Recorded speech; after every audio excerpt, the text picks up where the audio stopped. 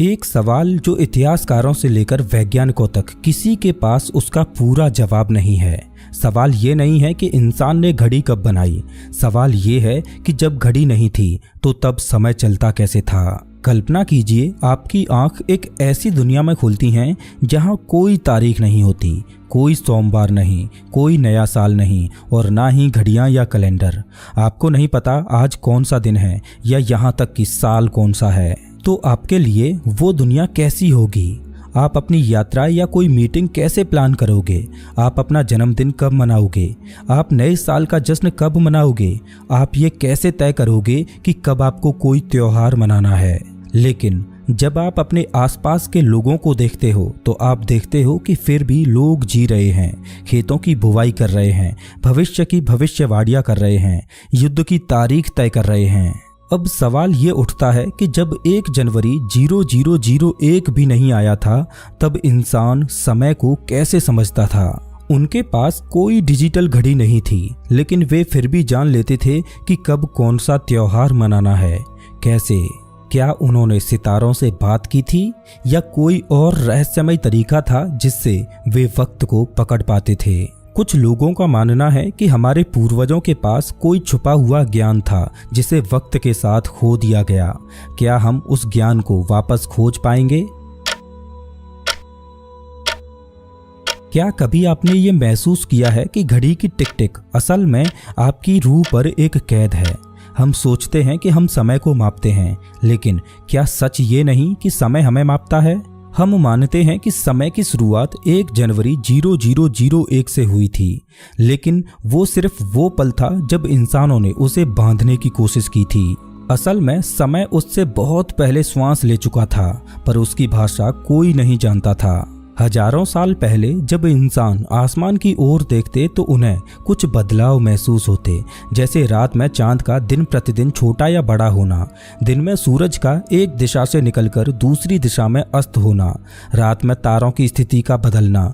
आसमान में होने वाले ये बदलाव कुछ और नहीं बल्कि समय की अनुभूति थे। ऐसा पहली बार था जब उन लोगों ने समय को पहचानने और उसे जानने की कोशिश की थी, लेकिन सवाल ये था कि वो इस वक्त को कैसे बांधें। अब उसे चाहिए था कोई ऐसा तरीका जिससे वो इस वक्त को छू सके, उसे स्थिर कर सके और उसके अनुसार चल सके। और यहीं से शुरुआत हुई इंसान के पहले टाइम मशीन की, जिसे आज हम घड़ी बोलते हैं।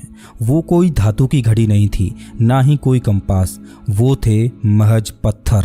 आप सोच रहे होंगे कि पत्थर वो कैसे समय को माप सकते हैं, लेकिन इसका जवाब और भी अजीब है। प्राचीन सभ्यताओं ने ऐसे विशाल पत्थरों को खड़ा किया जिन्हें किसी दिशा में नहीं बल्कि सूरज की परछाई के हिसाब से लगाया गया था। हर दिन सूरज अलग कोण से निकलता था और जैसे जैसे दिन बीतते तो पत्थरों की परछाई भी बदलती जाती। लेकिन साल के एक खास दिन वो परछाई ठीक उसी बिंदु पर गिरती थी जिस पर हजारों किलो के वो पत्थर रखे गए थे। आप इसे क्या कहोगे, एक संयोग या किसी रहस्य की कुंजी? ब्रिटेन का स्टोनहेंज दुनिया का सबसे प्रसिद्ध प्राचीन कैलेंडर है जिसके द्वारा उन्होंने समय को मापने की कोशिश की थी। ब्रिटेन की एक खुली जमीन पर खड़े हैं विशाल पत्थर जो एक गोल घेरा बनाए हुए हैं, और वो पत्थर बस यूं ही नहीं रखे गए बल्कि उन्हें बहुत सोच समझ कर रखा गया था। हर साल 21 जून को सूरज ठीक उन्हीं पत्थरों के बीच से निकलता है और 21 दिसंबर को वहीं डूबता है। ये था उनका तरीका मौसम और समय को मापने का। कोई घड़ी नहीं, कोई कैलेंडर नहीं, बस सूरज और पत्थर। साल 2022 की एक स्टडी के मुताबिक स्टोनहेंज में लगे बड़े पत्थर शायद साल के 365 दिनों को दर्शाते हैं, बिल्कुल एकदम हमारे आज के कैलेंडर की तरह। इसमें हर एक पत्थर एक दिन या सप्ताह को दर्शाता है। शायद यही पत्थर उनके लिए समय बताने वाले पहरेदार थे। तो अगली बार जब आप स्टोनहेंज की तस्वीरें देखें तो उसे सिर्फ पत्थरों का ढांचा मत समझिए। ये एक प्राचीन वैज्ञानिक चमत्कार था, एक अद्भुत कैलेंडर जो समय को पत्थरों में कैद करता था। लेकिन क्या आप जानते हैं कि भारत में भी ऐसे कई स्थान हैं जहां सूर्य के साथ जुड़ा हुआ गणित हजारों साल पहले इस्तेमाल किया गया था। भारत में मंदिर केवल पूजा के स्थान नहीं थे बल्कि वे समय के केंद्र थे।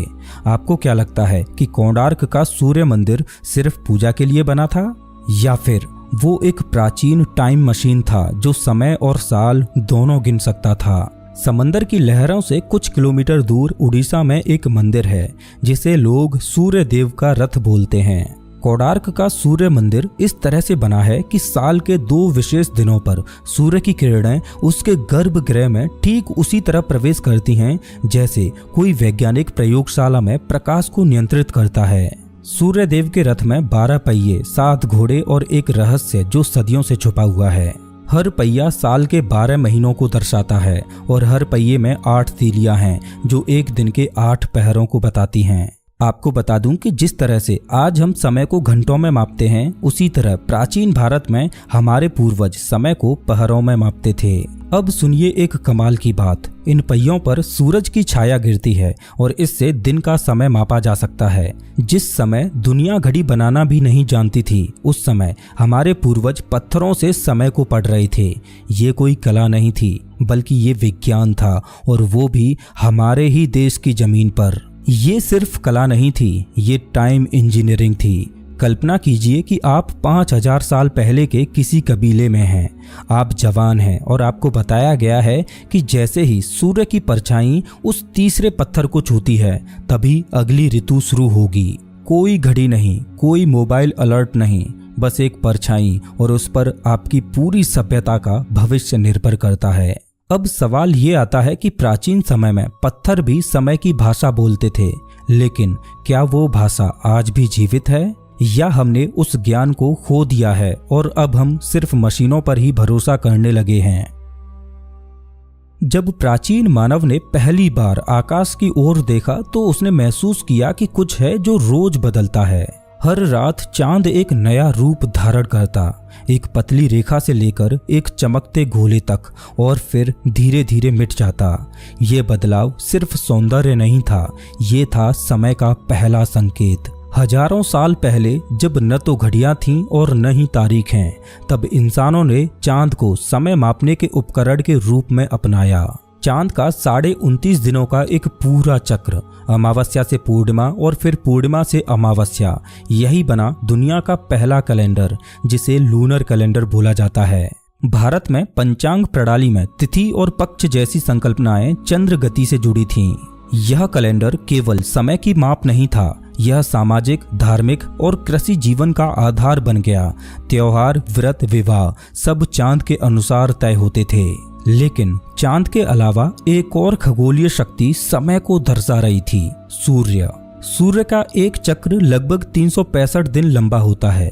वो स्थिर था, सटीक था। यही कारण था कि मिस्र और रोमन सभ्यताओं ने सौर कैलेंडर को अपनाया। अब सवाल उठता है कि एक तरफ चांद था जो 29.5 दिनों में अपना एक चक्र पूरा कर रहा था, तो दूसरी ओर सूर्य था जिसको अलग अलग ऋतुओं के एक चक्र को पूरा करने में लगभग 365 दिन लग रहे थे।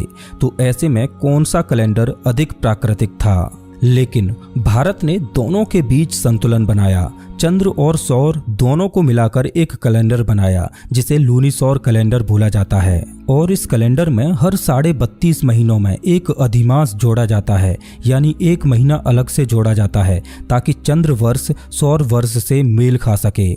इसे समझने के लिए प्राचीन विद्वान खगोलीय गणनाओं का प्रयोग करते थे। आज के समय में वैश्विक व्यापार और तकनीक के लिए सूर्य पर आधारित कैलेंडर जरूरी है, लेकिन हमारी आत्मा और संस्कृति अब भी चंद्रमा की ओर झुकी है।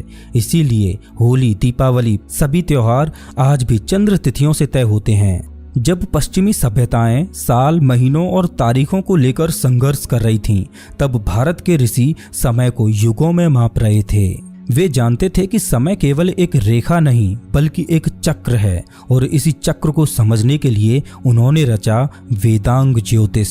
यह सिर्फ एक ज्योतिष ग्रंथ नहीं था, बल्कि यह समय की वैज्ञानिक व्याख्या थी। इसमें पृथ्वी की गति, सूर्य की स्थिति, चंद्रमा की कलाएं, ग्रहों की चाल, सब कुछ जोड़कर एक जटिल लेकिन सटीक प्रणाली बनाई गई थी। ये गणनाएं इतनी सटीक थीं कि आधुनिक विज्ञान ने भी बाद में इन्हें सत्यापित किया। प्राचीन भारत में ऋषियों ने समय को सिर्फ पल नहीं माना, उन्होंने उसे ऊर्जा का प्रवाह समझा। आज जब हम घड़ी की ओर देखते हैं तो हम एक नंबर देखते हैं, लेकिन जब वे आकाश की ओर देखते थे तो उन्हें एक चक्र दिखता था जो जीवन, मृत्यु और पुनर्जन्म की लय को दर्शाता था। आज के समय में हर वर्ष की शुरुआत एक आतिशबाजी के साथ होती है। 1 जनवरी को हम जश्न मनाते हैं, गिनती करते हैं और मानते हैं कि समय ने एक नया चक्र शुरू किया है, जिसे हम नए साल की शुरुआत बोलते हैं। लेकिन क्या आपने कभी ये सोचा है कि ये तारीख आखिर आई कहाँ से? दरअसल 46 ईसा पूर्व में यानी 1 जनवरी साल 0001 से 46 साल पहले जूलियस सीजर ने देखा कि रोमन कैलेंडर अराजकता में था। खेती के समय गड़बड़ा रहे थे, धार्मिक आयोजन बिगड़ रहे थे। इस समस्या को हल करने के लिए उन्होंने एक नया कैलेंडर प्रस्तुत किया जिसका नाम था जूलियन कैलेंडर। इसमें 365 दिन और हर 4 साल में एक लीप ईयर जोड़ा गया। लेकिन यहाँ भी एक सवाल बचा रह गया, आखिर इस कैलेंडर की कहानी शुरू कहाँ से हो? मजेदार बात यह है कि सन 0000 जैसा कोई साल कभी था ही नहीं। सीधा 1 ईस्वी यानी 1 जनवरी साल 0001 को जूलियन कैलेंडर का प्रारंभ माना गया, जिसे ईसा मसीह का जन्म वर्ष कहा गया। और इस कैलेंडर में जनवरी के महीने को साल का पहला महीना माना गया। लेकिन ऐतिहासिक रिकॉर्ड्स बताते हैं कि ईसा का जन्म भी शायद इस कैलेंडर के लॉन्च होने से 4 से 6 साल पहले हुआ था। तो क्या ये सिर्फ एक धार्मिक धारणा थी जिसे पूरे संसार का कैलेंडर बना दिया गया? सदियों तक ये जूलियन कैलेंडर चलता रहा, लेकिन 1500 वर्षों में उसमें 10 दिन का अंतर आ गया था और अब जरूरत थी इस कैलेंडर में सुधार करने की। पोप ग्रेगरी 8 ने इसे ठीक करने के लिए ग्रेगोरियन कैलेंडर लागू किया, जिसमें अक्टूबर 1582 में उन्होंने इतिहास से सीधे 10 दिन हटा दिए और 4 अक्टूबर के बाद सीधा 15 अक्टूबर आ गया। और तब से लेकर आज तक हम इसी कैलेंडर को इस्तेमाल कर रहे हैं।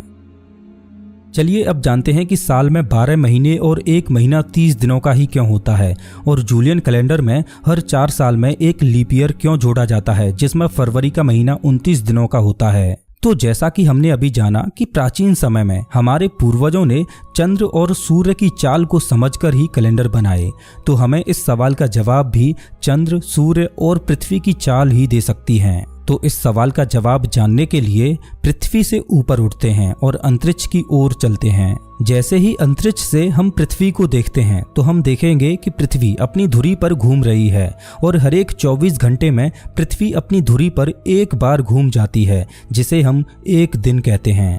लेकिन साथ ही साथ पृथ्वी का चंद्रमा भी पृथ्वी की परिक्रमा कर रहा है।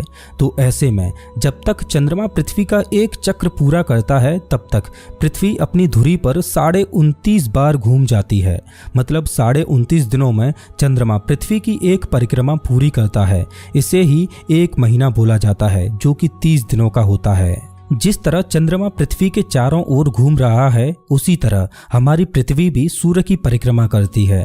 और जब तक हमारी पृथ्वी सूर्य की एक परिक्रमा पूरी करती है तब तक पृथ्वी अपनी धुरी पर 365 बार घूम जाती है और चांद तब तक पृथ्वी की 12 परिक्रमा पूरी कर लेता है।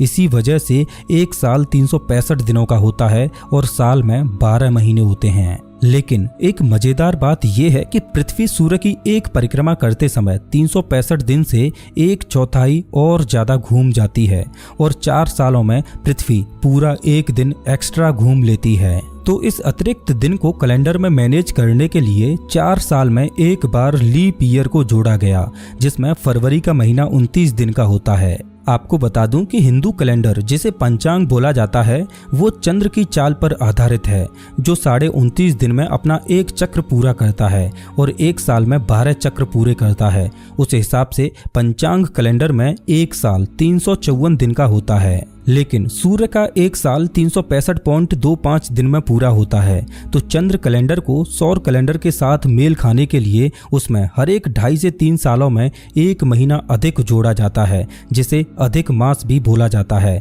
और ये भी बिल्कुल लीप ईयर की तरह ही है, जिसमें एक दिन नहीं बल्कि पूरा एक महीना ही जोड़ा जाता है। आज हम मॉडर्न टेक्नोलॉजी के साथ ये गणनाएं भली भांति कर सकते हैं, लेकिन सोचकर देखिए कि हमारे पूर्वजों ने हजारों साल पहले बिना किसी आधुनिक तकनीक के ये गणनाएं की थीं। इससे आप अंदाजा लगा सकते हो कि हमारे पूर्वजों के पास हजारों साल पहले भी खगोल विज्ञान का कितना गहरा ज्ञान रहा होगा। समय, जो कभी ऋषियों के लिए ब्रह्मांड की धड़कन था, वो अब एक कागज पर दर्ज नंबर बन गया है। हमने उसे इतना बांधा कि हम भूल गए कि समय बाहर से ज्यादा भीतर से चलता है। तो जब अगली बार आप घड़ी देखें या कैलेंडर पर 1 जनवरी को नया साल लिखें, तो एक पल ठहरिए और सोचिए कि क्या आप सच में समय को महसूस कर रहे हैं या सिर्फ किसी और के बनाए सिस्टम का हिस्सा बन गए हैं। समय कभी शुरू नहीं हुआ था और शायद कभी खत्म भी नहीं होगा। उसकी असली भाषा अब भी सितारों में छुपी है, चांद की चाल में, सूर्य की गर्मी में और आपकी धड़कनों में। 1 जनवरी 0001 बस एक तारीख थी और ये कोई नया कैलेंडर नहीं था। भारत में पंचांग जूलियन कैलेंडर के लॉन्च होने से हजारों साल पहले ही बन चुका था, जो आज भी उतना ही सटीक है जितना हजारों साल पहले सटीक था। समय की कहानी 1 जनवरी 0001 से पहले भी चल रही थी और आज भी चल रही है।